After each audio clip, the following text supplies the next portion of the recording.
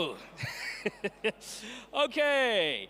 Coming up next, the Executive Head, Group Financial Crime and Client Integrity from Capitec, a person with the most appropriate name to handle this kind of situation, financial crime. Please make some noise for Blessing Mgaga.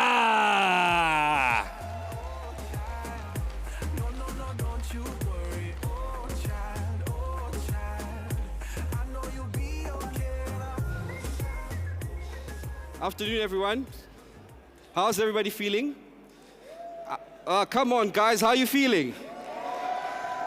I mean, after Miles and after Nikki and after the condition of titles meaning nothing, I should be feeling a bit better, right? Now, I'm actually very excited to be sharing something that I really wake up every morning and aspire to share, because I happen to be one of the privileged people working at Capitec. Now, what I do and why I do it is a long story, but today I think I want us to maybe pause and take a second to think about what meaningfulness means, right?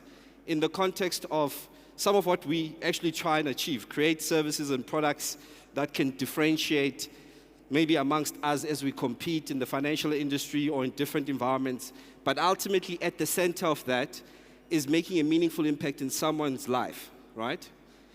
Not just life in the context of simple ways we think about life, but think about meaningfulness in a real way that changes and differentiates the person's life forever. Maybe not just them, maybe their family, maybe not just their family, but maybe everything else that comes in their community, because someone cared to think a little bit differently about what does something meaningful means. Not a transaction, not a payment, not being compliant, but actually being meaningful.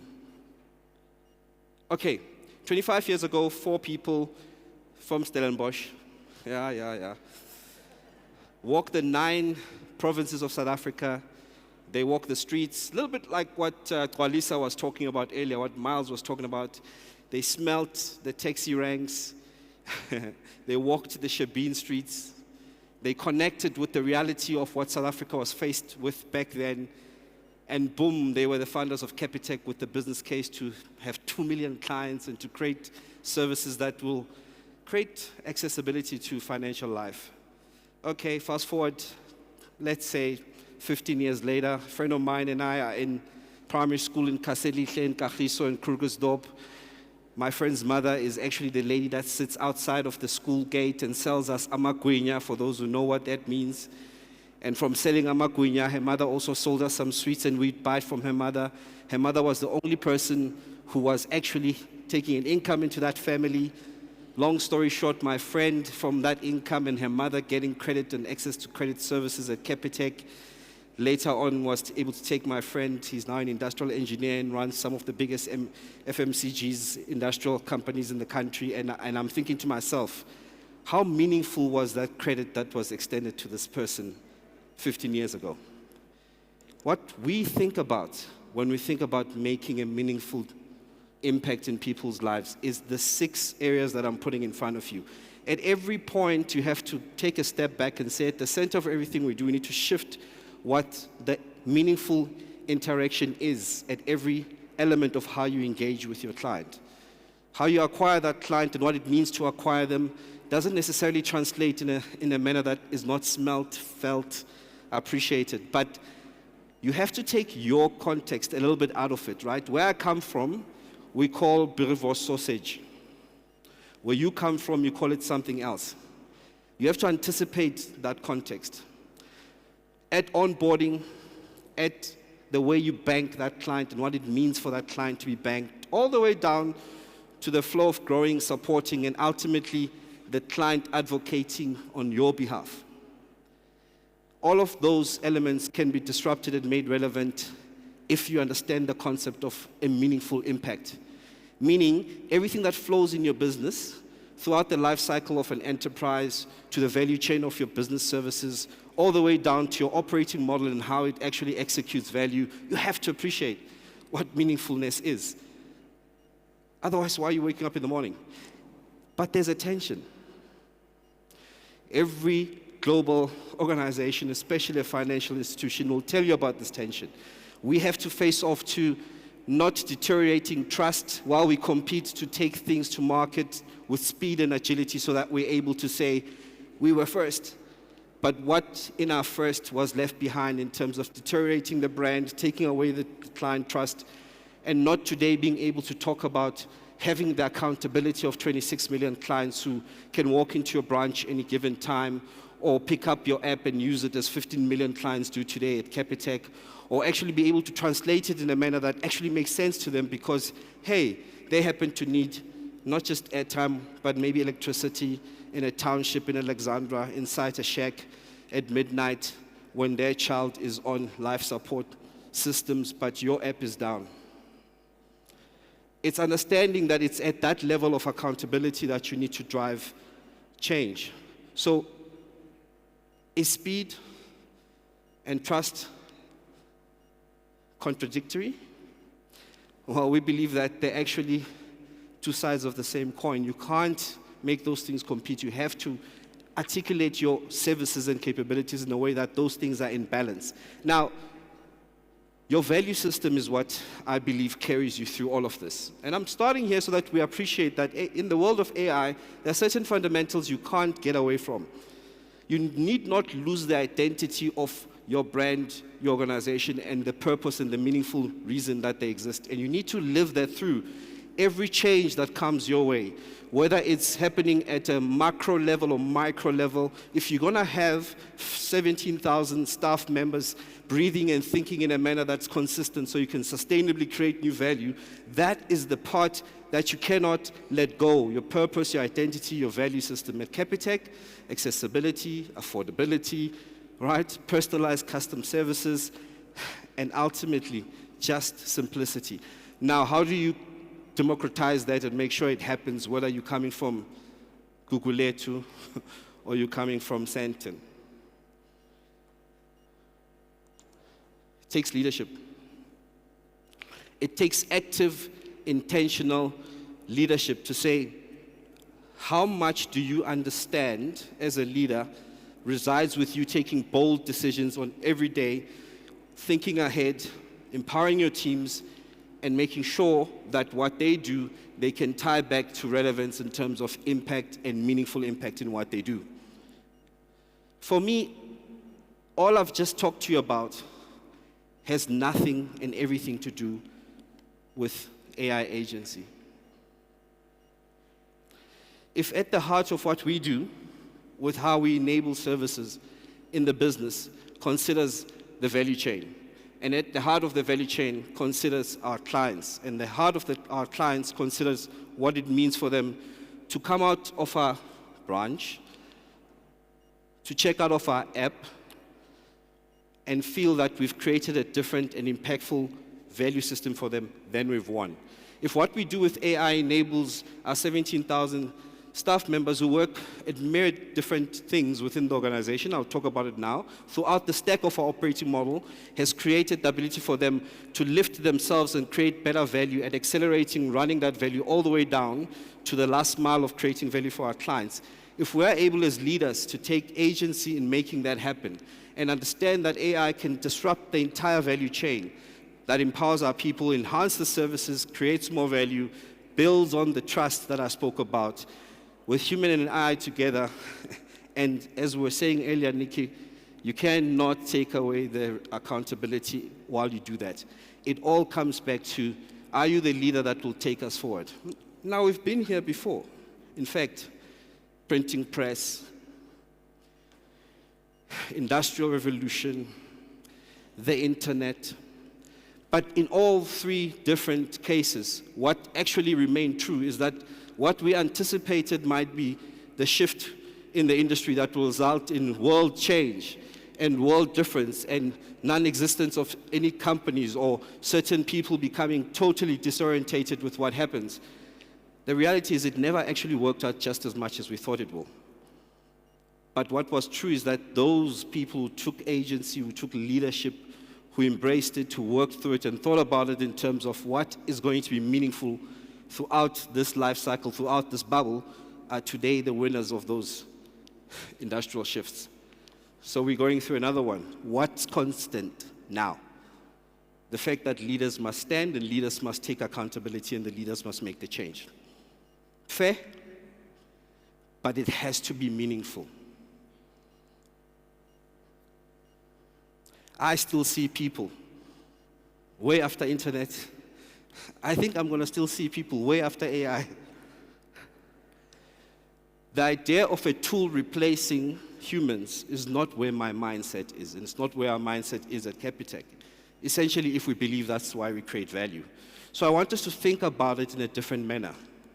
We go back to the fact that with AI or the tools that we deploy, by themselves they can go very fast, they can make really big noise, but without an orchestration that makes sure we've got flow in our governance, we're not going to be able to make it relevant and make it meaningful for our clients.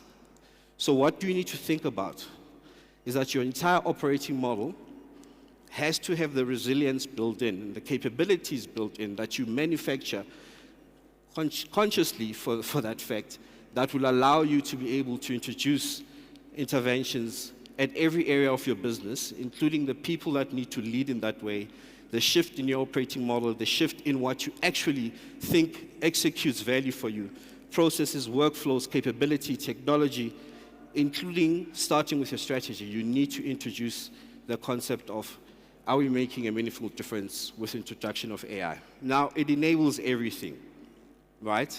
And maybe let me pause and make it practical. I think we've taken a big step forward in my organization, and we've given AI tool sets to all different types of resources in the organization. Now, how we do it is very interesting, and I'll talk about it. But our product owners, our developers, our consultants, our designers, even our operations specialists, either with a deployed agent that's been taken through a scaffolding all the way from ideation all the way to productionalization, and it's a summarization agent that allows them to work parallel to their work and deal with a client, or you've got an agent that's deployed for specialized investigations in financial crime, where we know that we're dealing with interesting syndicate issues where we have graph data that creates networks, and we can start creating patterns and deploy them with an agent that can up, down a score, or down, down a score in terms of what we must do. As far as possible, we've taken a view that everyone can be enabled. Now, this is dangerous, right? Is it dangerous? I can't hear you. Is it dangerous? You see, that's why the room is split, because that's the reality. The question is, how do you build the ability in your organization to understand how much of non-deterministic decisions do you allow your AI agents to do on your behalf versus what deterministic work can be uplifted safely with creating the capabilities in the organization that allows you to shift in that space. But you're going to have to start creating teams, departments, functions whose job it is that think about how much waste in your business can be taken away from your people who actually have been hired to create value, and then take those use cases and actively put around them the ability to create the value with those AI agents or those AI solutions, and design and train and test and deploy and design and train and test and deploy until you see the value. Now, many people are going to tell me it's expensive blessing. Those tokens are crazily expensive, but you have to think about the value cases. If it's not meaningful, if it's not going to make a difference, if it's not a problem that already exists and it's creating waste in your business, don't touch it. Experiment on the things that you know long-term they'll create value. We've played around with it, and I've got some very interesting use cases to share. Now, in everything, there's always an element of make sure that throughout your life cycle, you create the gates that will enable you to ensure that what ends up in your production environment is something you're happy to take the risk on. So at every step, we make sure we understand, with the human in the loop, what are those gates and what controls will govern those gates. At the end of the day, you'll end up with an AI factory, and I kid you not, I think I've got in FinCrime alone, in the operations space, more 4, 5, 6 agents. In the detection space, we take the data, we mine it using agents. throughout the value case. With our specialist investigators, we give them platform, they mine certain information. And what I can tell you is that if it takes 39 cents to make 1 rand in your business today, which is what I think Capitec does in the cost-to-income ratio, there are companies out there who, when they understand and do this right, it will take them 10 cents. In fact, globally, we know that those companies exist already. So we have to shift our mindset. The concept of this discussion for me is to say, you have to move. You cannot sit on it. And there are ways to do it, and there are ways to do it very, very carefully. Your architecture, your business architecture can no longer remain the same. Your business applications, internally and externally, your capabilities layer, whether you are initially thinking through things based on just pure insights that you were using in a boardroom or versus using some patterns that are now being read by just taking your information to the organization and contextualizing it in a different way and asking different questions than you used to. All down your architecture, you need to understand how this is impacting you. Now, I've got 5 minutes left, but this is what I actually really want to talk to you about. Over the last 12 months, we have had to appreciate that more than 11% of global fraud has now been driven by AI. It's more than $1 trillion industry. There are companies today that we know well that don't make $1 trillion a year. It is invasive what financial crime is able to do in this world. It is something that I really believe breaks the core fiber of what we stand for as humans. If I have to listen to a lady who calls in at Capitec and tells us to please release the money where she sold her house because she believes that Dwayne Johnson is her lover and she has been giving him 100,000 rand for the last 4 weeks, every week, because Wayne is desperate and needs that money, and the lady is 69 years old, and we've been talking to her and spending time for over 4 weeks trying to explain to her and referencing her and holding her own money to try and protect her and talking to industry regulators and talking to different people. And still, 6 weeks later, she walks into our branch, she holds the service consultant like this in their hands and wants to beat him up. Then you take a step back and you just put graph technology and you see that there are more than 50 accounts across different banks that the money is flowing across, and you actually go and find the syndicate and you take some time to investigate and you end up doing a SWAT and a sting operation and you actually go and arrest just a little bit of about 5 or 10 people, and you find out that some of them are sitting out in different countries. I won't call them for the sake of not being incriminated. And you find that in South Africa, we're dealing with the situations. And how many of you here have parents that are older than 60? When was the last time you checked their financial situation?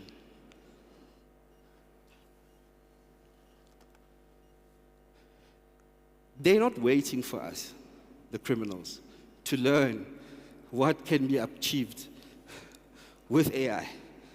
How realistic deepfakes are. I mean, this morning there was an article that came out that just spoke about certain gaps that came out of Anthropic models that allow for front-end access and things to be taken over. This morning, now if we are not agile enough or fit enough to take on the opportunity that exists right now in organization to introduce the ways and means that we need to work in a certain way, we are not going to be able to avoid and stay in a cocoon and not be disrupted by something that's already happened. So in financial crime, in the last year alone at Capitec, through many different interventions and through a focused conversation with many different industry players, I'm privileged to say that we've been able to avoid more than 700 million rand in losses. All right? Now, I just want you to remember something. I said more than $1 trillion globally, right? That's a drop in the ocean, but we won't stop, right? All I wanted to bring across to you today is that never ever forget why we're making a difference in the first place. Thank you.